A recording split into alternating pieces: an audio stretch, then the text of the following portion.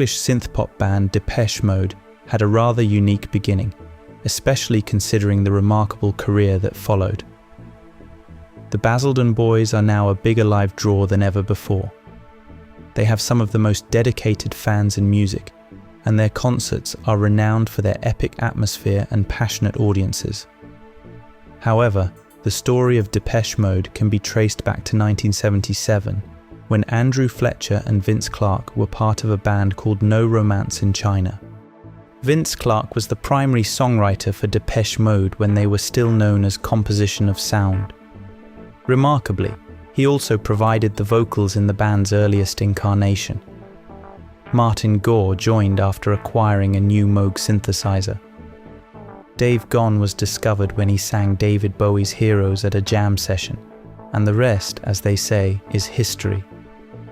It's easy to listen to their debut album, Speak and Spell, and laugh. The synthesizers are dated. The lead singer sounds 10 years younger than he was. Gahan was just 18 at the time, and the lyrics are often nonsensical.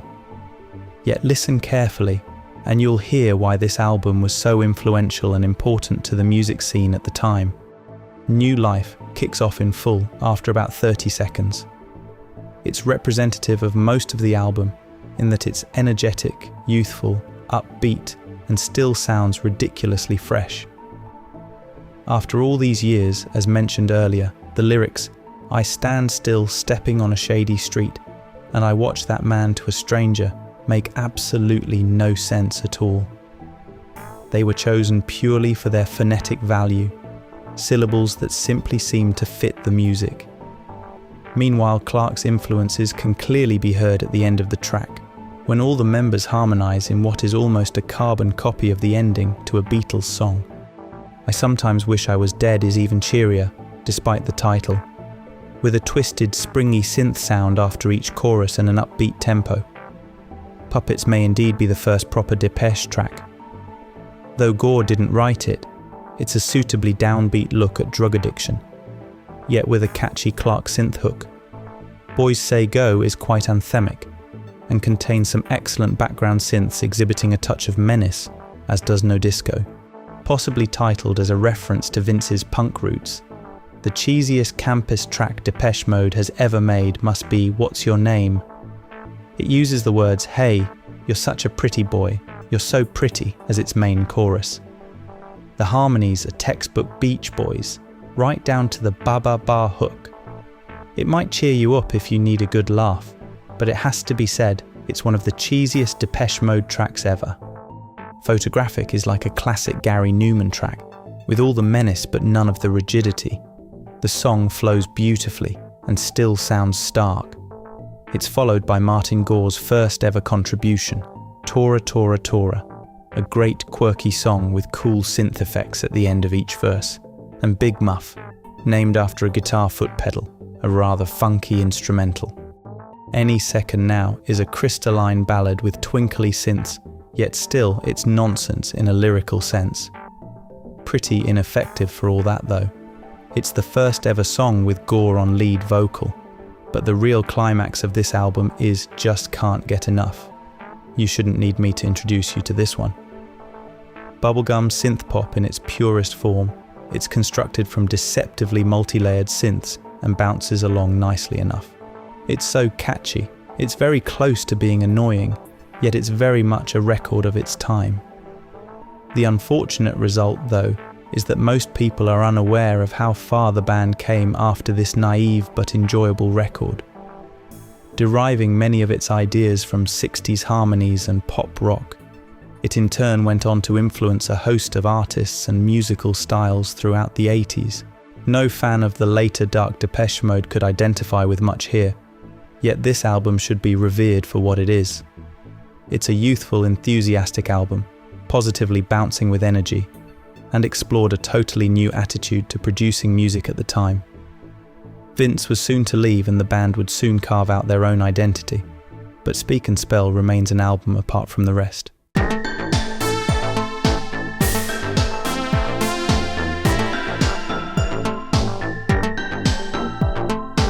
Following Vince Clarke's departure from the band, Depeche Mode recruited musician and keyboardist Alan Wilder to replace him on tour. However, the remaining members, Martin Gore, Dave Gahan, and Andy Fletcher, were determined to approach their next album as a trio, with songwriting responsibilities falling solely to Gore. The outcome was a broken frame, arguably the most inconsistent album in Depeche Mode's catalogue. This reputation arises from the fact that Gore was suddenly faced with the task of producing an entire album's worth of songs after contributing only 2 to Speak and Spell. The album presents a mixture of new compositions and songs Gore had written as a teenager, resulting in a peculiar transitional album bridging Depeche Mode's pop origins and their darker, more mature direction. Even in 1982, Gore seemed to write with a thematic thread running through his work.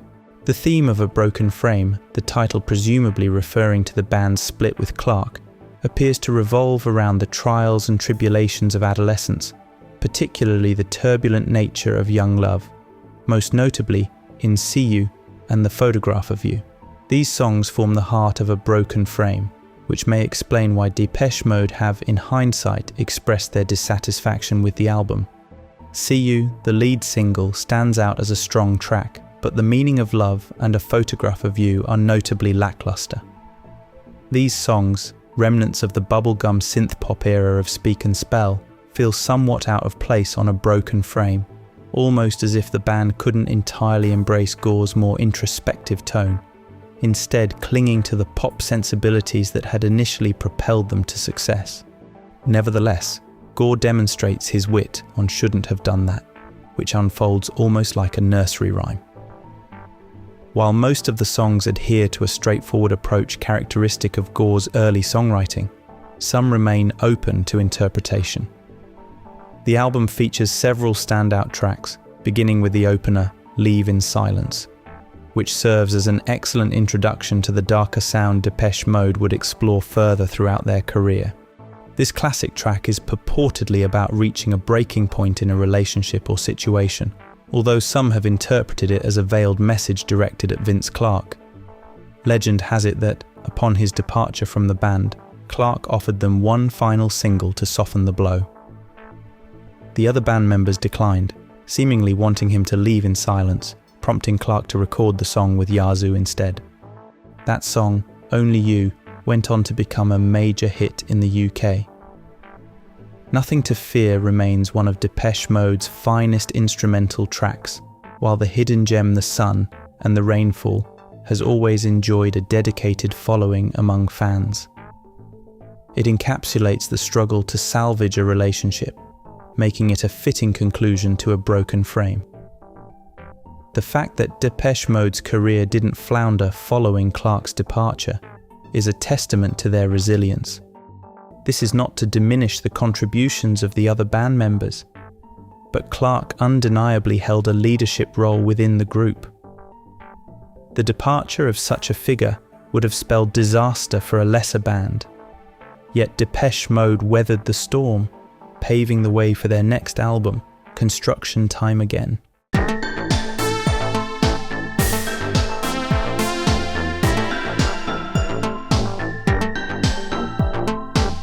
Construction Time Again marked the turning point for Depeche Mode, where everything began to fall into place with the arrival of new member Alan Wilder, replacing Vince Clarke, and Martin Gore's growing confidence as a songwriter.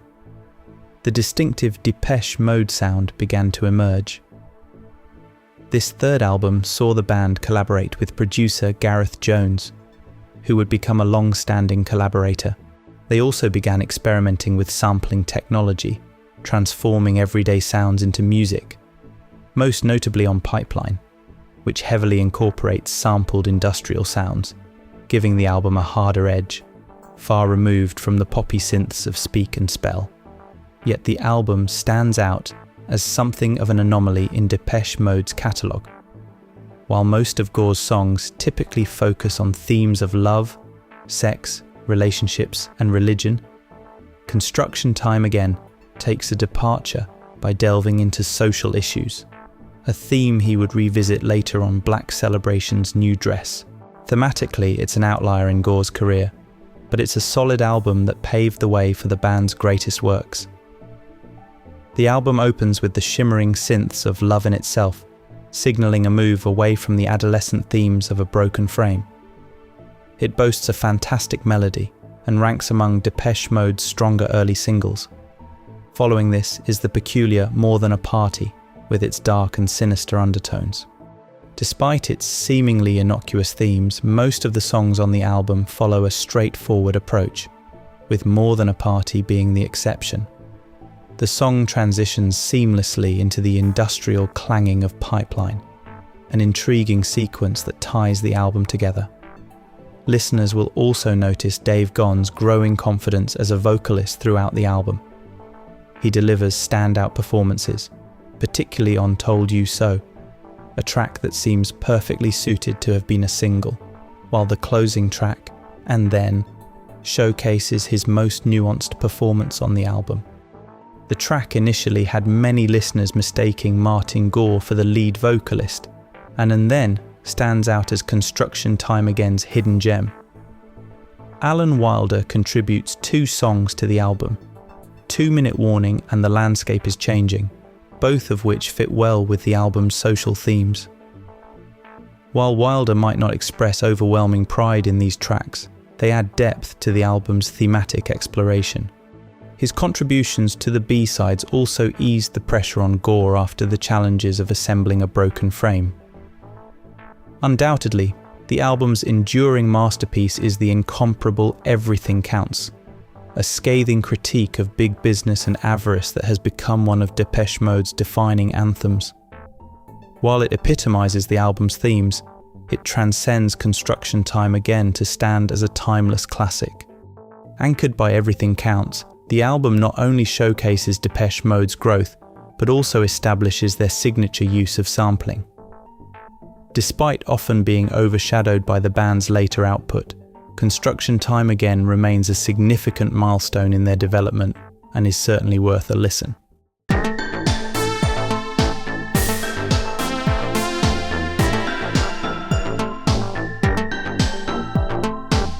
With their 4th album, Some Great Reward, Depeche Mode began to attract wider attention in the US.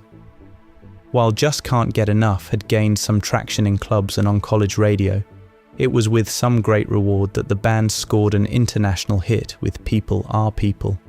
Despite its simple message, it's undeniably one of the standout tracks on the album.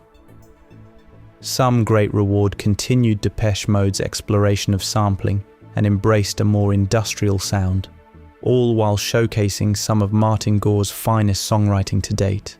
Shedding their initial tinny image, the band embraced a more provocative persona with tracks like Master and Servant and Something to Do. Leather trousers replaced slacks on stage, reflecting the darker tone of the songs. The only respite from this darkness comes with It Doesn't Matter, but even its light and airy sound belies a melancholic message.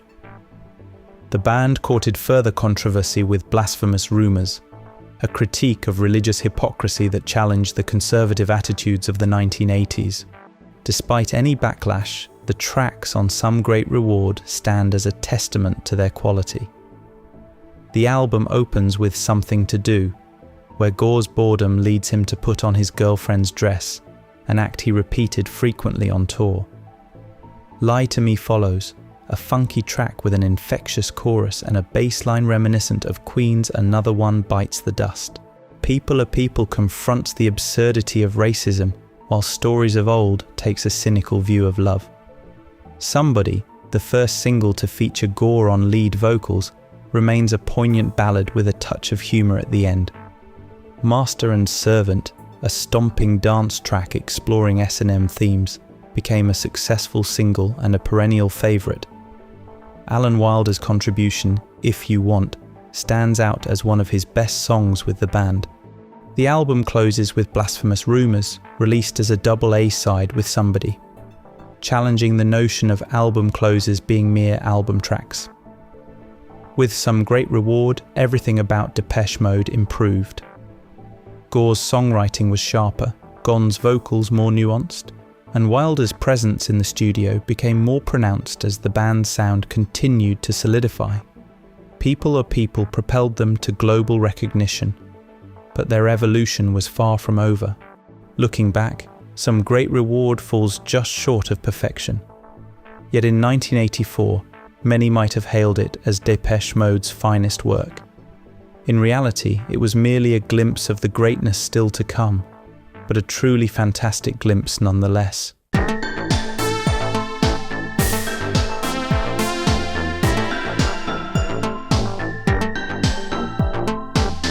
It's probably fair to say that around the time of Black Celebration in 1986, non-fans began referring to Depeche Mode as Depressed Mode, as the albums crafted by Martin Gore grew progressively darker in tone.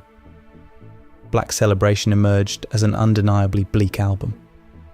Yet it possesses a beautifully haunting darkness that elevates it to a level above your average Depeche Mode album. From start to finish, the album maintains an excellent flow. None of the tracks ever feel out of place, and the album exudes a captivating atmosphere. Several tracks seamlessly bleed into one another, weaving a tapestry of sound that envelops and transports the listener on an absorbing journey. Unlike previous releases, Black Celebration feels far more cohesive, embodying the essence of an album rather than merely a collection of songs. The long-standing production partnership with Gareth Jones finally bore fruit, resulting in an album that proved practically unmarketable for Mute Records. Yet for fans, it almost fulfilled the promises made as far back as Leave in Silence on a Broken Frame. The album opens with the dark yet danceable title track, urging listeners to replace thoughts of their dismal lives with thoughts of celebration. It's a standout song that arguably deserved to be released as a single. Black Celebration then transitions seamlessly into the aforementioned Fly on the Windscreen. Originally conceived as the B-side to the non-album single It's Called a Heart, the version included on Black Celebration is a shorter edit. Its thematic resonance with the other tracks renders it an indispensable addition to the album. Some might even argue that Fly on the Windscreen is the pivotal song in the track listing. It certainly ranks among the bleakest on the album.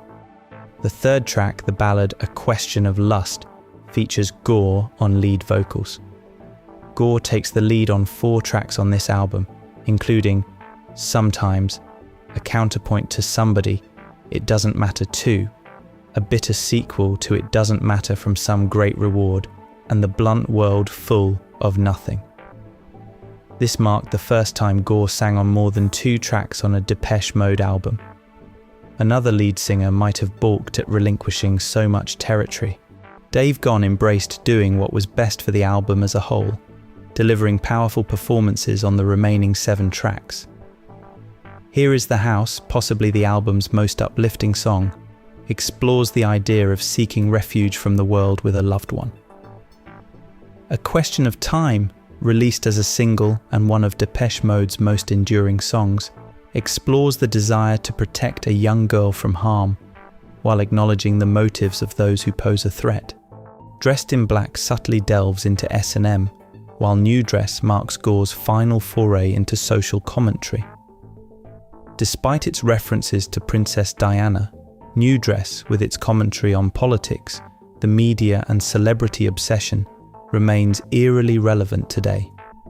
For many, the standout track on Black Celebration is the first single, Stripped. Over time, it has evolved into a Depeche Mode classic, as all the band's strengths coalesce seamlessly, from the vocals and lyrics to the music. The soaring synths towards the end have given me chills on countless occasions. It captures the idea of escaping from the world and bearing oneself to a lover. Black Celebration unfolds like the soundtrack to an impending nuclear conflict, where hope seems lost and solace is found only in the arms of a loved one. Undoubtedly dark and bleak, Gore is simply chronicling life, and life can indeed be disheartening.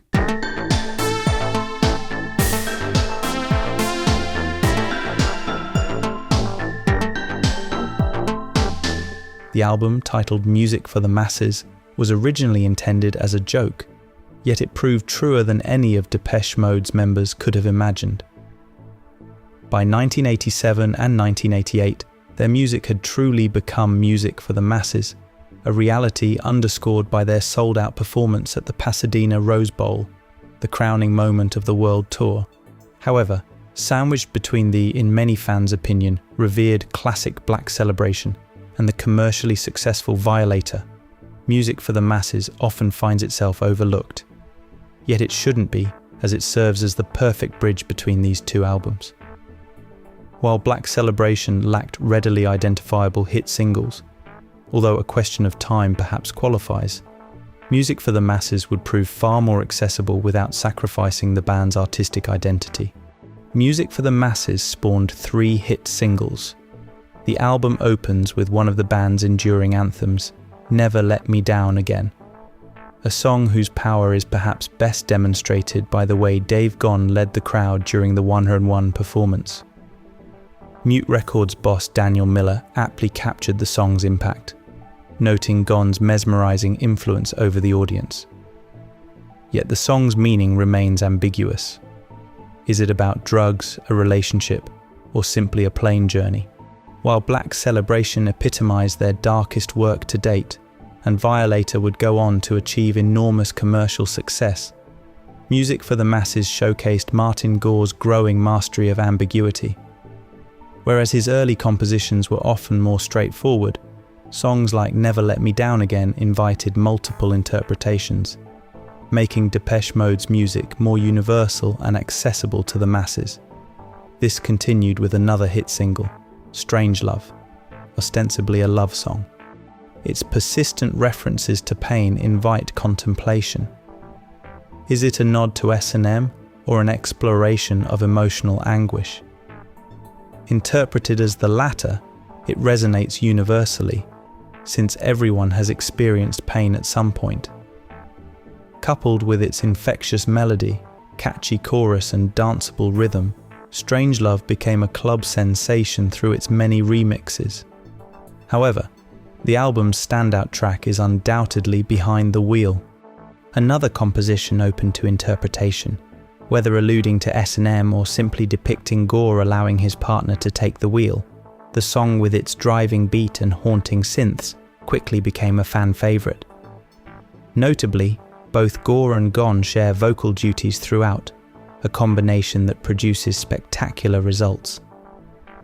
Other notable tracks include Nothing, a somber reflection on the absence of God set to a danceable beat, Little 15, an organ-driven exploration of an inappropriate relationship between a teenager and an adult, and Sacred, which extols love as a religion. While Little 15 received only a limited single release in France, Nothing or Sacred could easily have served as worthy contenders for a 4th single. Indeed, Nothing even received the remix treatment on the Strangelove 12-inch, hinting that it may once have been considered for single release. Gore takes the lead on both The Things You Said and I Want You Now.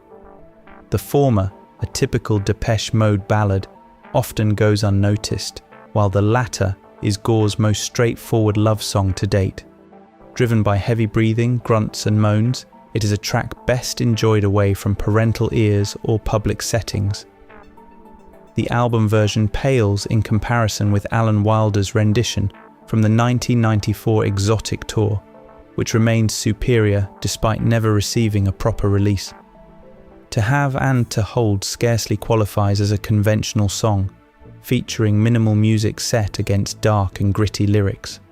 As with I Want You Now, an enhanced version exists in the form of the Spanish Taster mix, featured on the original CD and cassette editions. The album culminates with Pimpf, arguably Depeche Mode's most commanding instrumental, its title derived from the name given to the youngest members of the Hitler Youth in Nazi Germany, further underscoring the album's ominous undertones beneath Gore's increasingly ambiguous lyrics. Music for the Masses marked a significant milestone, with Gore introducing guitar on selected tracks, including Behind the Wheel, Nothing and the B-side Pleasure, Little Treasure. This departure from the band's staunch no guitars policy represented a notable shift in their musical evolution. While many fans embraced the change, I've always preferred their purely synthesizer-driven sound. Overall, Music for the Masses remains a strong album, falling just short of greatness due to the less compelling I Want You Now and To Have and To Hold. These compositions somewhat disrupt the album's momentum, although both ideas were refined in later years. Aside from these minor blemishes, however, the album shines with exceptional singles and a continuation of the dark thematic tone established on its predecessors. More importantly, the songs began to resonate with a much broader audience, setting Depeche Mode on course for their greatest success yet.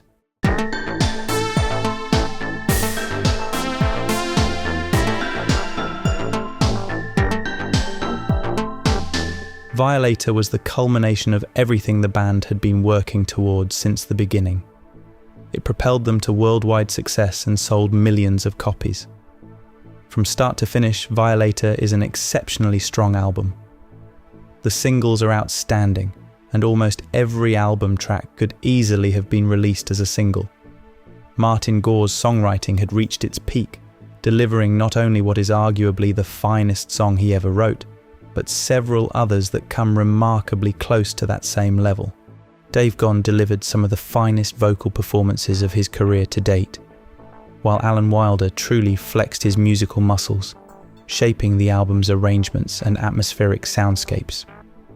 Together with producer Flood, they created not only Depeche Mode's most accessible album, but also arguably its sexiest. What followed the release of Violator was nothing short of world domination.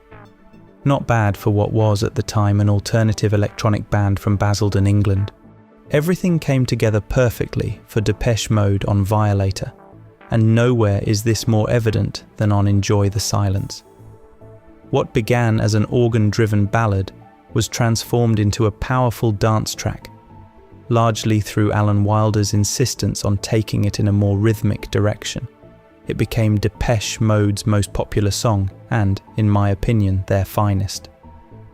Much like Stripped on Black Celebration, every element falls perfectly into place, but Enjoy the Silence goes even further, combining Martin Gore's songwriting with Wilder's arrangement to create something truly exceptional. It's a simple song, but incredibly catchy. One of those rare tracks that even people who aren't Depeche Mode fans will readily admit is great. And if somehow there are still people who have forgotten Enjoy the Silence, they will almost certainly know the band's other signature song, the guitar-driven Personal Jesus. This was never going to be just another Depeche Mode album.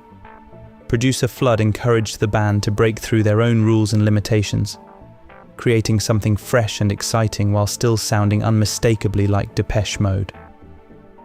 Both Personal Jesus and Enjoy the Silence became massive hit singles, even in America, where the band's record sales finally caught up with their touring success. Personally, I've never been a big fan of the guitar-driven direction of Personal Jesus, but there's no denying its impact or importance. The other two singles are no slouches either, making Violator one of the strongest collections of singles the band ever released. Policy of Truth is a funky track about the dangers of honesty, while World in My Eyes opens the album with a slinky, seductive atmosphere. I'd argue that World in My Eyes is Depeche Mode's sexiest song, although I'm sure fans of its B-side Sea of Sin would debate that point. It's certainly a close call. The album tracks are every bit as strong as the singles. Halo in particular was originally intended to be the album's fifth single before those plans were ultimately scrapped. Halo is a bass-driven gem, propelled by urgent synths, a fantastic chorus and the dark sheen that seems to run through every song on Violator. The quiet yet haunting, Waiting for the Night emerges from the darkness like a whisper, before building to a desperate, emotional wail. Gore once again takes lead vocals on two tracks, the gentle ballad Blue Dress, which revels in the simple pleasure of watching a woman dress, and Sweetest Perfection, a song that steadily builds towards a crashing crescendo while imagining the perfect woman. The album closes with the sinister-sounding yet ultimately hopeful Clean, a song that has taken on even greater significance in Depeche Mode's later years. It's a pulsing track filled with soaring synths and the perfect way to bring Violator to a close. For me, Violator captures Depeche Mode at the absolute peak of their powers, and everything that followed has been at least a notch below it. That isn't to say their later albums are poor, far from it. They're certainly not, but no other Depeche Mode album quite reaches this level of perfection. Black Celebration comes remarkably close, but in the end, Violator is the tighter album. At just 9 tracks, there's virtually no room for filler, whereas Black Celebration allows itself a little more space to breathe. Despite its understated atmospheric sound, Violator is relentless. It hits the listener with one outstanding song after another, and sounds every bit as fresh today as it did on the day it was released. In every sense of the word, it is a true classic.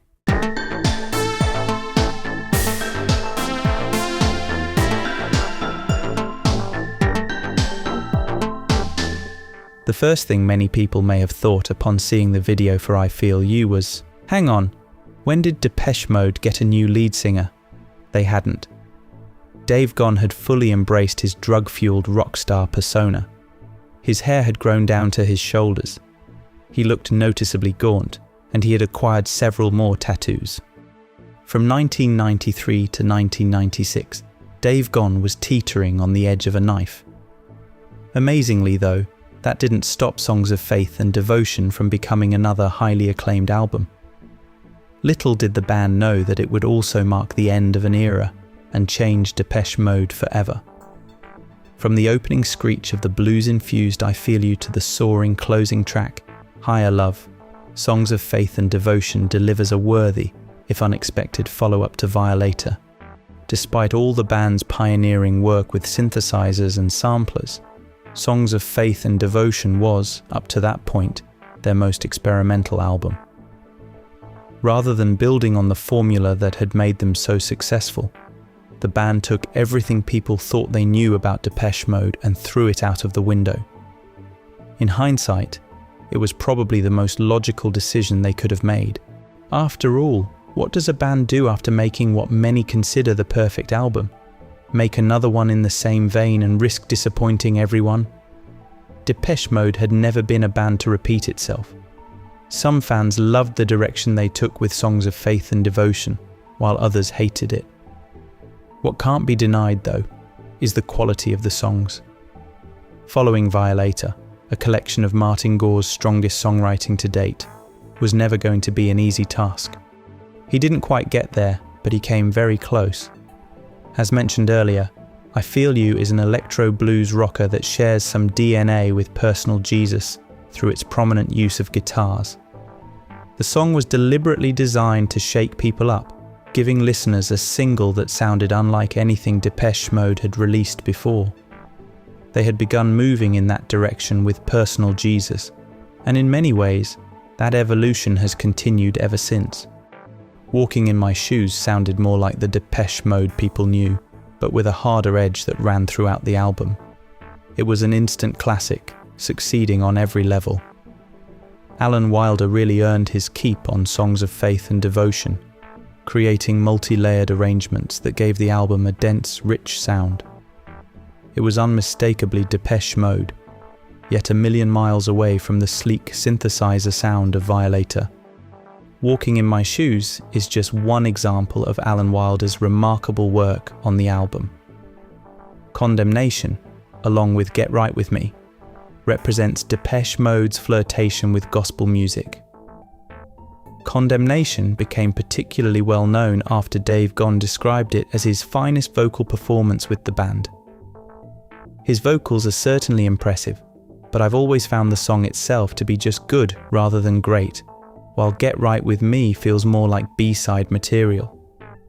Condemnation went on to become the album's third single, backed by the thunderous album track Rush. If the band were so determined to release Condemnation as a single, I think they should have fully embraced the gospel sound and relegated Get Right With Me to B-side status. That would also have freed up space on the album for the B-side My Joy, a far superior song in my opinion. Mercy in You is another underrated album track, and one that probably deserved to be released as a single. Depeche Mode could probably fill an entire concert set list with songs of this quality. Gore delivers two of his finest vocal performances on the haunting string-filled One Caress and the quietly building Judas.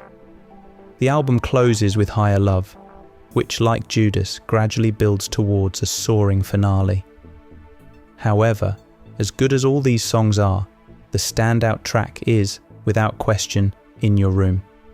Like Walking in My Shoes, it's an absolute masterpiece. Gore's attention to detail is apparent throughout In Your Room. The song begins with a simple electronic pulse before transforming into a crashing epic, driven by a slow, powerful beat and a fantastic chorus. It's so richly layered that you'll hear something new with every listen. In many ways, the song serves as a farewell, as Songs of Faith and Devotion would be the last Depeche Mode album to feature Alan Wilder as a member. Overall, Songs of Faith and Devotion is a good album, but it's completely different from anything Depeche Mode had done up to that point in their career. It was a gamble that paid off creatively and commercially, but the personal cost was immense. The tour that followed would ultimately tear the band apart. Alan Wilder left, Martin Gore suffered seizures brought on by excessive drinking, Andy Fletcher experienced a nervous breakdown caused by severe depression, and Dave Gahan became completely consumed by heroin addiction. That makes Songs of Faith and Devotion a bittersweet album, and it also marks the end of an era, a reminder of what once was, because after this, nothing would ever be quite the same again.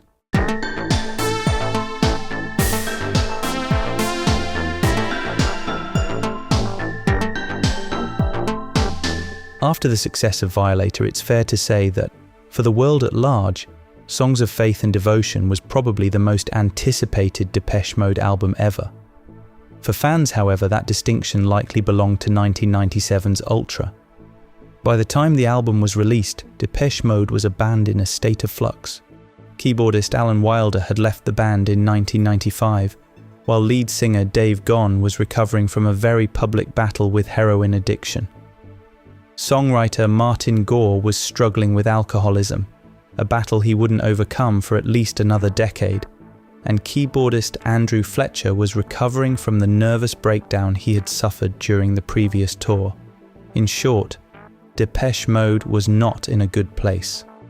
Fans were anxious to see where the band would go next, or if there would even be a band left to go there. It's no secret that, when they were a four-piece, each member of Depeche Mode had a clearly defined role. Dave Gahan was the voice, Martin Gore the songwriter, and Andrew Fletcher was in many ways the band's manager and spokesman. But Wilder was the sound architect who took Gore's great songs and helped make them iconic. Without his, as the band put it, screwdriver work, would the new album even sound like Depeche Mode after 12 years? Could the remaining members carry on as a trio? Would Dave Gahan survive it at all? These were the questions and fears that lingered in the lead-up to Ultra. Fans needn't have worried. It took them a while to get there, but when all was said and done, they delivered an album that unmistakably sounded like Depeche Mode. Understandably cloaked in darkness, Ultra also marked a return to a more synth-based sound, while retaining some of the harder edge developed on Songs of Faith and Devotion.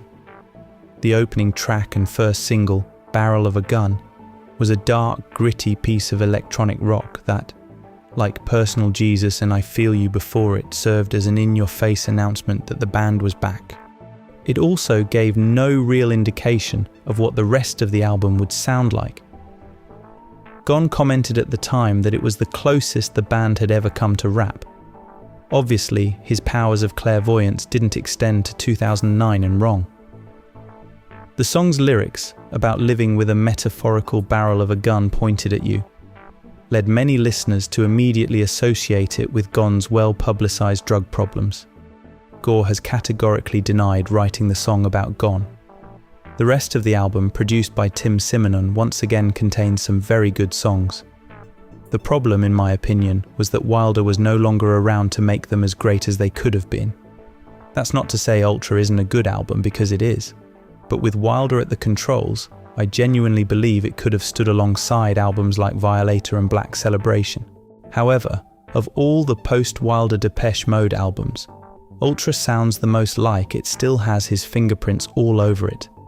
That probably stems from the fact that, after working together in the same way for 12 years, some of his influence inevitably remained.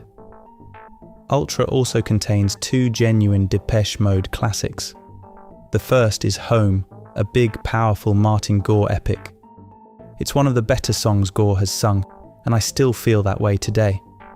The other is the album's second single, It's No Good, a dark, slinky, twisted love song with an amazing melody and chorus. It's Depeche Mode at their hit-making best, and the Anton Corbijn directed video is hilarious. It's No Good is probably the most Depeche Mode sounding song on the album, which no doubt helped its popularity. The final single was the rocker Useless, a song that was probably inspired by Dave Gone. The rest of the album has a much more stripped down feel. The sonic layers that Wilder used to build into the band's recordings are largely absent, leaving the songs more exposed. After It's No Good comes The Love Thieves, a shimmering lounge-inspired song that compares a lover to Jesus. Gone's vocals, once ravaged by addiction, are smooth and silky once again. Sister of Night is an ode to prostitutes, with industrial stabs accompanying a stark and ghostly track. The cinematic Free State is about freeing your emotions, set against one of Gore's more interesting guitar riffs, while The Bottom Line, sung by Gore, is a country-infused song about destiny.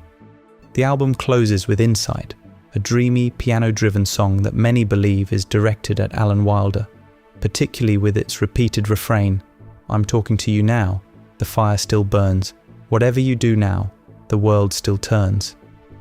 The opening lyrics also refer to a frightening incident Gore and Wilder experienced on a flight home from the Devotional tour. It's an uplifting ending to what is otherwise a very dark Depeche Mode album. Ultra reset the band's status quo. It's by no means their best album, but it's an okay record. The songs Gore wrote are lyrically among the better of his career, and Gone's resurrection showed fans that the journey wasn't over yet. It's a dark, introspective album that's probably best experienced while driving late at night, or simply sitting in the dark with a pair of headphones. Depeche Mode wasn't finished yet.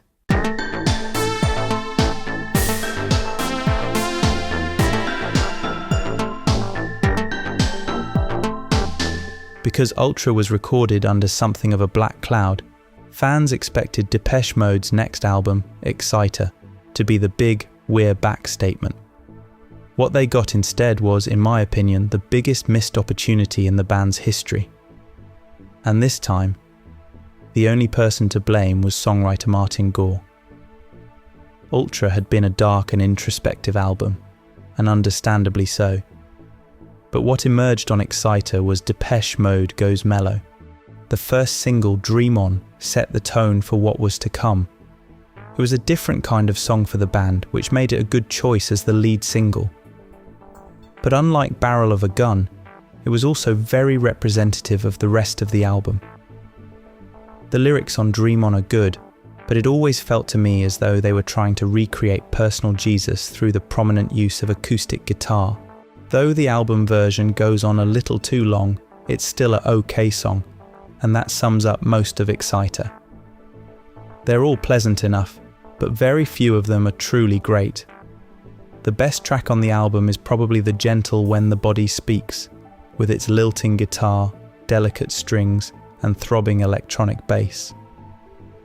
Dave Gone delivers one of his finest vocal performances here, something that could be said of the album as a whole.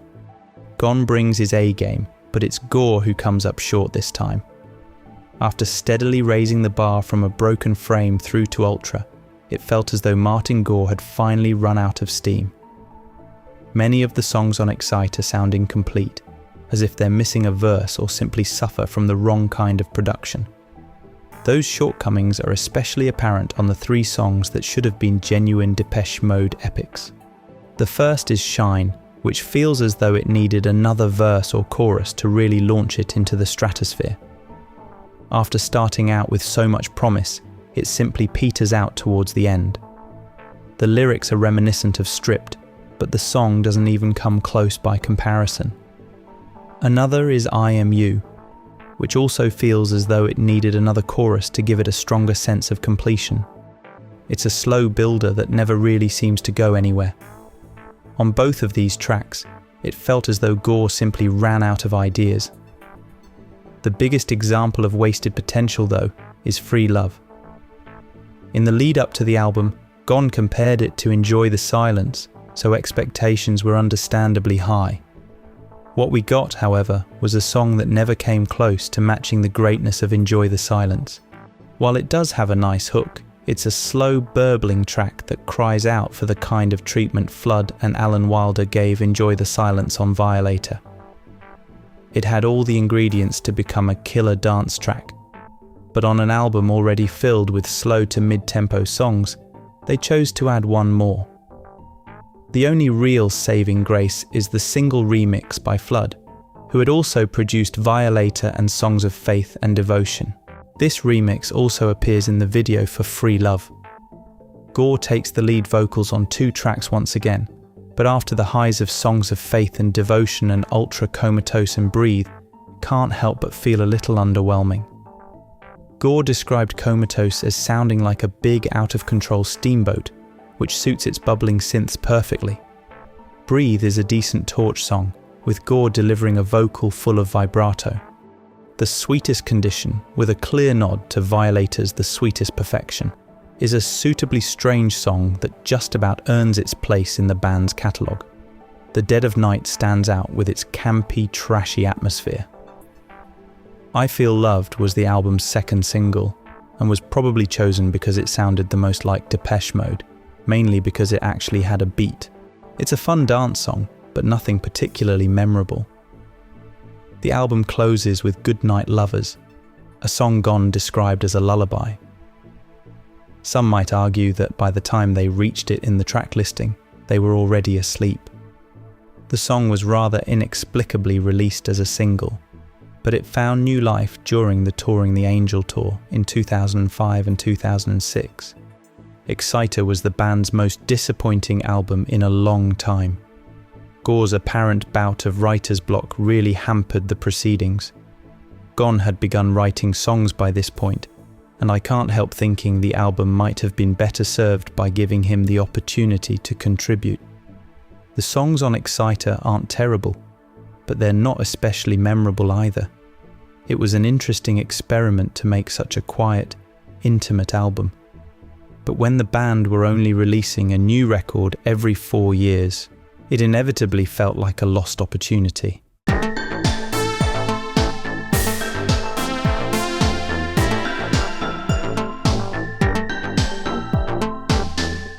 One of the more interesting phenomena in music is that when an artist releases a fairly good album after a run of average or mediocre ones, that good album is often hailed as a masterpiece. Depeche Mode's Playing the Angel is a textbook example of this. The phrase, the band's best work since Violator, was being thrown around from all directions. One noticeable difference between Playing the Angel and the band's previous few albums, however, is its considerable boost in energy. Ultra was fairly subdued, and Exciter only lived up to its title on a couple of songs. But the louder than God synth line that opens Playing the Angel's first track, A Pain That I'm Used To, couldn't be a more literal wake-up call if it tried. The song almost feels like a sequel to Black Celebration, with its chugging beats, minor chords, and bleaker than bleak lyrics. I'm not sure what I'm looking for anymore. I just know that I'm harder to console. Singer Dave Gon laments, and that's just the opening line. The band raises the intensity even further on John the Revelator, invoking the name of the last apostle for a jumpy, hard-hitting track with a scathing lyric that may or may not be a thinly veiled attack on a certain US president who shall remain nameless. John the Revelator, he's a smooth operator. It's time we cut him down to size. Take him by the hand and put him on the stand. let us hear his alibis. Sure, the rhyme scheme itself is a little dopey, but damn, Martin Gore had finally grown some onions. Gore wasn't the only member of the band to do so. Dave Gahan agreed to make another Depeche Mode album only on the condition that he could contribute songs of his own, a major act of chutzpah, especially considering that his solo album Paper Monsters had been rather boring. To Gahan's credit though, his songs here are genuinely good.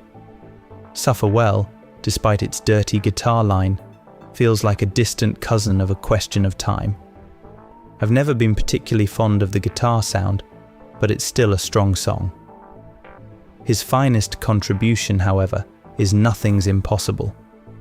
Pairing an optimistic lyric with a pitch-black melody, he may be singing, "Even the stars look brighter tonight," but the music tells a very different story. Nothing's impossible.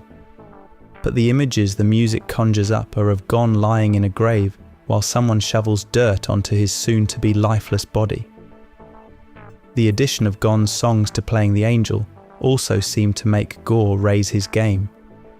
The Sinner in Me features an irresistible cascading melody in the chorus, followed by some wonderful programming in the instrumental break. Gore also takes the lead vocals on a couple of tracks for the first time in what feels like ages, Macro and Damaged People. His voice sounds a little thinner than usual, perhaps because he's singing in a higher register, and he leans heavily on vibrato. Now let's get to the album's sound. Remember that blaring synth riff on the opening track? That one that sounds as though it's about to blow your speakers, even at a low volume? Well, it's just a little too loud. This is what's known as a hot mixdown, where the signal is pushed uncomfortably far into the red. Several other tracks on the album suffer from the same problem. An audio engineering student who handed in a mix like this probably wouldn't pass the exam. Why on earth would Depeche Mode do such a thing? Because Alan Wilder wasn't there to stop them. Wilder was widely regarded as the band's sonic architect, and the remaining members still hadn't figured out how to shape the songs the way he did. Here's a hint, guys. It was the samples. Sometimes it was the sound of petrol being pumped, or a car engine firing up. Other times it was a hubcap spinning to a stop. There was always something happening in the background that made Depeche Mode's songs so distinctive and memorable. Just think of the opening 30 seconds of People Are People, where the bells, electronic tambourine and pounding kick drums all collide. Playing the Angel is a perfectly decent album, but the simple fact is that without Wilder, Depeche Mode struggled to be the band they once were. Comparing Playing the Angel to their Halcyon days is both unfair and ultimately pointless.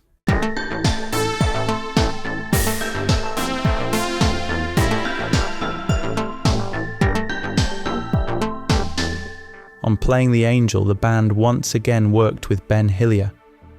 But Sounds of the Universe is no more a sequel to Playing the Angel than Songs of Faith and Devotion was to Violator. It's a much softer album than its predecessor, but that doesn't mean it lacks heavier moments. Playing the Angel simply had a harder edge overall, with a much greater emphasis on guitars. While Sounds of the Universe continues the move towards a more analog synthesizer sound that Depeche Mode revisited on Playing the Angel, it also sounds more retro, harking back sonically to their earliest albums while still retaining elements of their more contemporary style, including some strong vocals from Dave Gahan. It's a more consistent album than Playing the Angel, although none of the songs on Sounds of the Universe really stand out as obvious successors to classics like Strangelove, Enjoy the Silence or It's No Good. This isn't a bad thing though, as the band seem to be aiming for an album that flows naturally and invites you to listen from beginning to end. In that sense, it's difficult to classify the album, but one thing can certainly be said about Depeche Mode: they're never boring. The album features 13 tracks, 10 written by Martin Gore and 3 co-written by Dave Gahan, Andrew Philpott and the band's touring drummer Christian Eigner. Eigner and Philpott also collaborated with Gahan on his Playing the Angel tracks. Gahan's songwriting improved considerably after he embarked on his solo career with 2003's Paper Monsters, and the vastly superior Hourglass from 2007. His 3 contributions to Sounds of the Universe are among the album's strongest tracks. However, it's Gore who provides the biggest surprise, with several songs containing lyrics that are unusually humorous and self-aware. Depeche Mode isn't called Depressed Mode for nothing, and while their music often plumbs the emotional depths, it's also true that much depends on how the songs are interpreted by the listener. The album begins with the click of an electronic device being switched on. An electronic whine gradually builds, joined by others, as though the band are tuning up their synthesizers before a performance. The hum builds, evoking memories of tracks like A Pain That I'm Used To and The Dead of Night, before giving way to a soft, stark keyboard sound that seems as though it has been pulled straight from a broken instrument. Then Gon's vocals enter as the slow, snaking groove of In Chains finally begins. It's an effective way to open the album and one of its strongest tracks. The song gradually builds before ending exactly where it started, with a single synthesizer. Wrong, the album's first single, is probably the angriest song in Depeche Mode's catalogue. Gon once described it as less of a song and more of an assault of words. It's even been called Depeche Mode Does Rap. Somehow it works, and it's surprisingly catchy, which is no doubt why it was chosen as the lead single. Personally, I never really got into Wrong. It's undeniably a powerful track though, and that much can't be denied. The accompanying video is suitably dark and haunting. The album also features 3 synth-heavy pop songs, Fragile Tension, In Sympathy and Perfect. Fragile Tension is certainly a good track, but for me it feels as though something is missing. The same goes for In Sympathy. With In Sympathy, Depeche Mode crafts perhaps the most Depeche Mode sounding song on the album. At times though, it also reminds me a little of the flood of Depeche Mode copycat bands that emerged in the late 80s and continue to appear today with the resurgence of electronic and new wave inspired music. But with this track, it feels as though Depeche Mode is showing all the wannabes exactly how it's done. The track shimmers with crystalline synthesizers and is another one that lends itself to multiple interpretations. Perfect is probably one of the lightest sounding Depeche Mode songs of all time. The lyrics are excellent, but the effect on Gon's voice can be a little distracting, at times making him sound more like Simon Le Bon of Duran Duran than Dave Gon of Depeche Mode. The song is about alternate worlds, so you have to wonder whether the band did that on purpose, suggesting that in another universe Dave Gon could be Simon Le Bon and vice versa. The otherworldly quality of his voice really reinforces the album's tagline, Songs in the Key of Space. Little Soul is possibly the most tongue-in-cheek song Gore has ever written. As the lyrics suggest, it's a slightly comical bit of bragging about how his little soul will leave a footprint on the universe. Not that I don't believe him, it's just amusing to hear him admit it. The song has a real just wait and see feel to it, which is something quite different for Gore, and it's fascinating to hear. That spirit continues on Peace, a song that somehow manages to be both uplifting and sarcastic at the same time. The lyric Peace Will Come to Me may well have been inspired by the fact that Gore had given up drinking. But the braggart from Little Soul makes another appearance as Gon sings, I'm going to light up the world, while hitting what I think are the highest notes of his career. Gore backs him up with the repeated refrain, it's meant to be, it's an inevitability. To be honest, I find it all a little cheesy. I think with Little Soul, In Sympathy and Peace, Martin is enjoying taking the piss out of people. And I think that's good fun. Gon's 3 tracks on the album are all strong, but Miles Away The Truth is easily the best of them, and one of the standout songs on the album. When I first heard it, I was convinced it was a Gore composition. It's one of the better songs Gon has written for Depeche Mode, and is probably the track Gore was referring to when he said that, in a blind listening test, people would be hard-pressed to tell which songs were his and which were Gon's. The track blends guitars and synthesizers expertly, creating something that echoes the darker, bluesier side of Depeche Mode's sound, although it's far from my favourite era of the band, as Gon sings about a friend heading down the same path of addiction that he once walked himself. The song carries a real emotional weight. His other tracks, Hold to Feed and Come Back, are decent too, but Miles Away the Truth is by far the strongest of the three. Hold to Feed opens with a chunky beat that drives the song from beginning to end, while Gore and Gon share the vocals throughout much of the track. Their harmonies have never sounded better. That's equally apparent on Come Back, where both Gon and Gore really go for it, belting out the lyrics with conviction. Speaking of the lyrics, they are a little simplistic, and although they don't quite measure up to Gore's songwriting, you have to admire Gon for wearing his heart on his sleeve. Jezebel is yet another Martin Gore ode to prostitutes, and it's the only song on the album to feature Gore on lead vocals. It's a real lounge-style song in the same vein as 1997's The Love Thieves, but this time with a bossa nova rhythm. It's a sad and haunting track, but not really my cup of tea.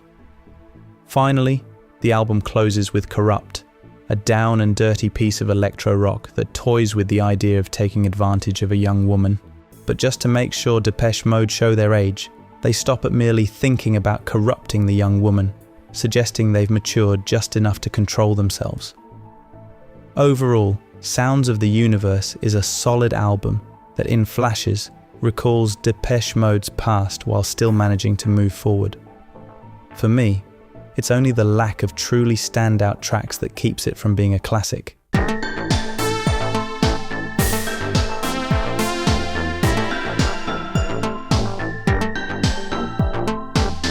Delta Machine represents Depeche Mode's 13th studio album, marking their third collaboration with producer Ben Hillier.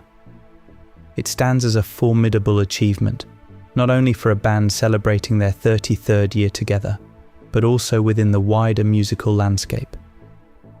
The album boasts a dense tapestry of styles, showcasing Depeche Mode's most experimental work since Songs of Faith and Devotion. The influences of Dave Gon and Martin Gore's solo projects permeate the album, from the gospel soul inspired by Soul Savers to the electronica of VCM. These outside projects undoubtedly contributed to the band's sonic expansion on Delta Machine, with a mixed bag of results. Much like Sounds of the Universe, the results are occasionally uneven. Delta Machine comprises 13 tracks, 10 written by Gore and 3 by Gon, and his collaborators Kurt Uenala and Andrew Philpott. Gon's contributions this time are his strongest yet. His songwriting continues to evolve, with his tracks ranking among the album's highlights. Meanwhile, Gore's compositions explore familiar themes of love, sex and religion, although they're imbued with a noticeable bitterness and darkness.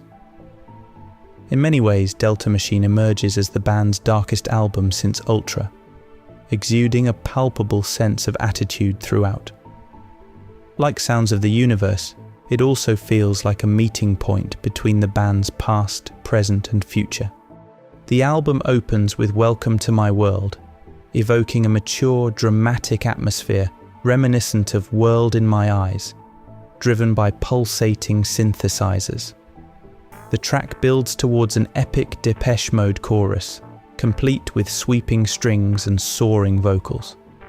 Angel, released alongside the announcement of the band's tour, is a challenging listen at first, but one that becomes increasingly rewarding over time, with its competing musical elements gradually revealing their strengths. Heaven, the first single, recalls the electronic spiritualism of Condemnation, but I don't think it was the best choice to introduce the album. It lacks the up-tempo energy many would expect from a lead single. Moving on to Gon's contribution, Secret to the End embraces electro-pop sensibilities, complemented by Gore's guitar work and an infectious if slightly repetitive chorus. My Little Universe almost sounds like Depeche Mode meeting Radiohead, resulting in a minimalist composition. Slow has never become a favourite of mine. In fact, it's the bluesy riff itself that tends to irritate me more than anything else. Gone's Broken features a Coldplay-esque atmosphere before building into a pop-infused chorus that reminds me of the Some Great Reward era. Gore's vocal performance shines on the child inside, evoking the dark mood of his counterfeit period. Raw Nerve is a slight misstep for me, with Gone's vocals falling a little flat despite the track itself being great fun. Gone's final contribution, Should Be Higher, showcases his experimentation with falsetto, with results that I'm still not entirely convinced by. It may be one of those songs that rewards repeated listens. Alone is one of the album's standout tracks, exuding a sense of desperation underscored by haunting synthesizers, while Soothe My Soul wins me over with its irresistibly danceable groove and Beatles-esque chorus. The album concludes with Goodbye, featuring acoustic guitar reminiscent of Personal Jesus, and a chant-like outro that recalls the energy of electro thrash. I have to admit though, I've never really understood Depeche Mode's fascination with acoustic and electric guitars. Apart from Enjoy the Silence, where I think they fit the song perfectly, I've always preferred the band at their most synthesizer-driven. To me, Depeche Mode are, first and foremost, a synthesizer band. The bonus tracks on the Deluxe Edition maintain the album's average standard, with highlights including Gore and Gone's collaboration Long Time Lie, and Gone's solo effort All That's Mine. Overall, Delta Machine is, for me, an average Depeche Mode album. It contains several excellent tracks, but also too many moments that never fully connect with me.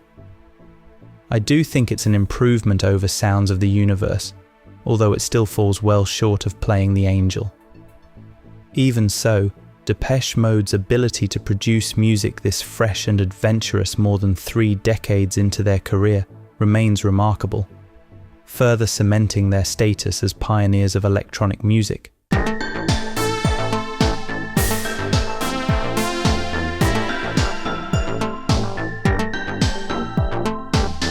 With the regularity of clockwork, Depeche Mode had been releasing a new album every 4 years since Ultra emerged into the light 2 decades earlier.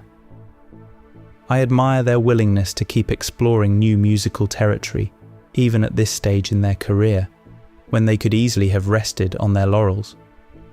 While the blueprint may feel familiar, the decision to change producers brought a fresh perspective, something that had proved particularly valuable in the past, especially during Martin Gore's creative block while writing Exciter.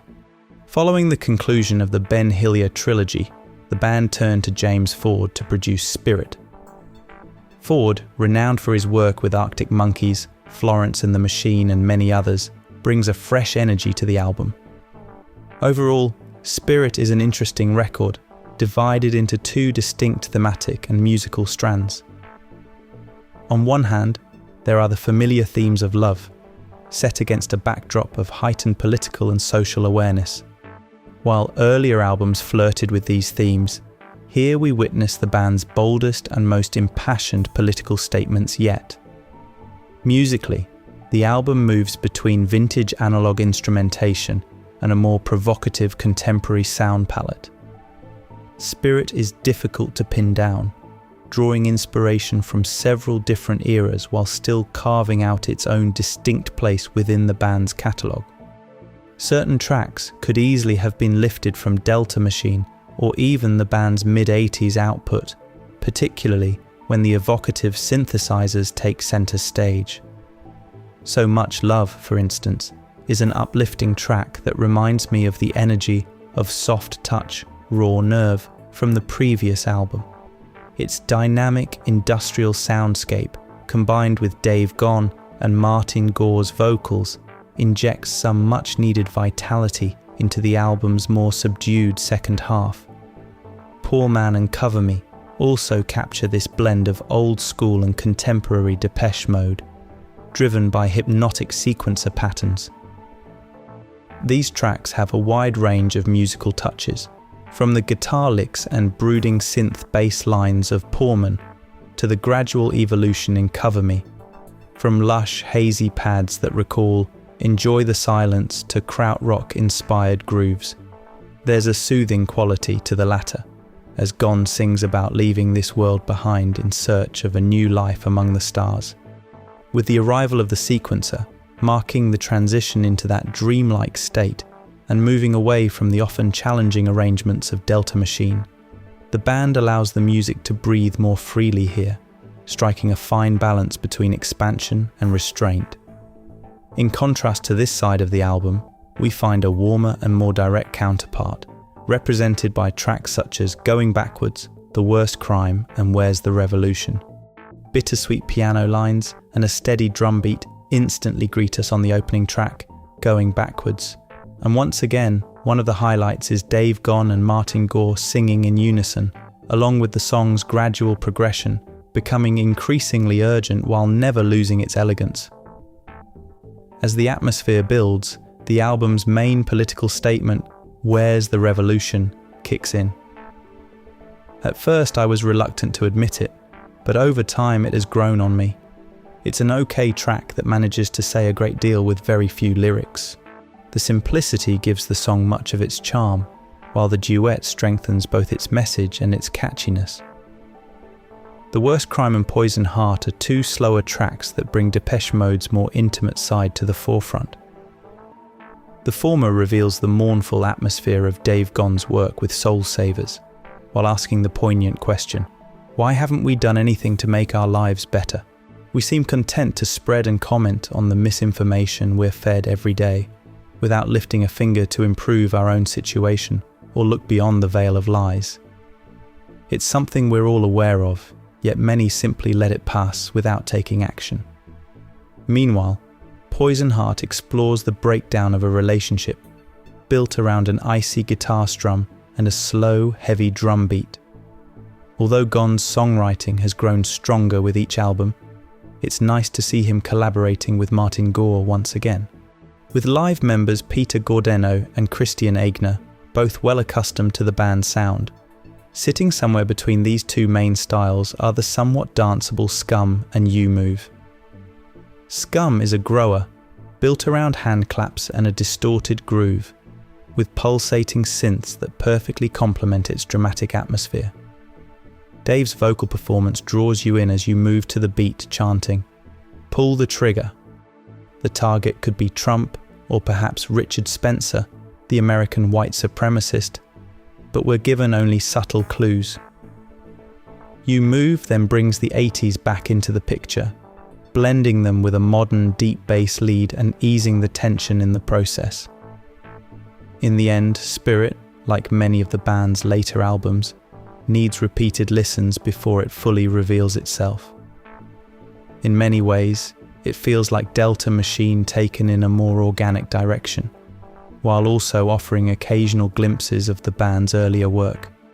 The decision to let the songs breathe through spacious, airy arrangements was probably a wise one, as it allows you to focus on the songs themselves. Thankfully, tackling the political and social issues we all face today also gave the band a renewed sense of purpose. I really appreciate how they never settle into a comfort zone. You can instantly recognize their music, yet there's always something different about it, no matter how subtle.